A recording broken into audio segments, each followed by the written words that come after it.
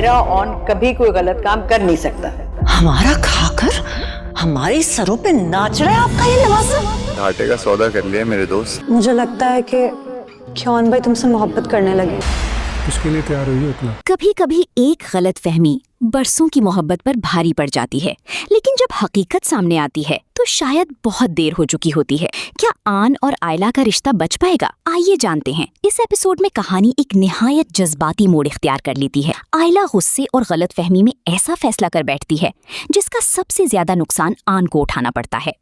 वो ना सिर्फ उसकी बात पर यकीन नहीं करती, बल्कि उसे अपनी सफाई पेश करने का एक मौका भी नहीं देती। उधर आयला के वालिद सूरत हाल को मुख्तलिफ नजर से देखते हैं। उनका मानना है कि आन ने हमेशा ईमानदारी और वफादारी का सबूत दिया है, इसलिए सिर्फ सुनी सुनाई बातों पर किसी नतीजे पर पहुंचना दुरुस्त नहीं। वो अपनी बेटी को समझाने की कोशिश करते हैं कि हर रिश्ते की बुनियाद एतमाद होता है। दूसरी तरफ शामी के दिल में बढ़ती हुई नफरत अब खुलकर सामने आने लगती है।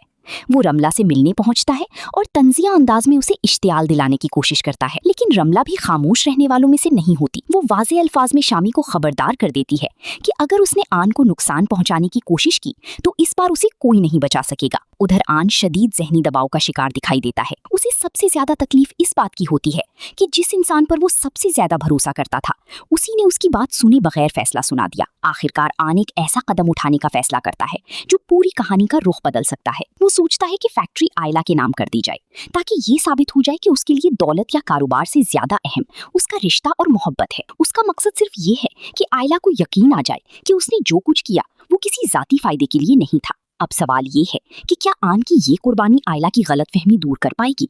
क्या दोनों एक बार फिर एक दूसरे पर एतमाद कर सकेंगे, या फिर ये गलतफहमी हमेशा के लिए उनके रिश्ते का खात्मा बन जाएगी? आपके ख्याल में अगले और आखिरी एपिसोड में क्या होने वाला है? अपनी राय जरूर कमेंट में बताएं। वीडियो पसंद आई तो लाइक करें, चैनल को सब्सक्राइब करें और बेल आइकन जरूर दबाएं ताकि हर नई अपडेट सबसे पहले आप तक पहुंच सके।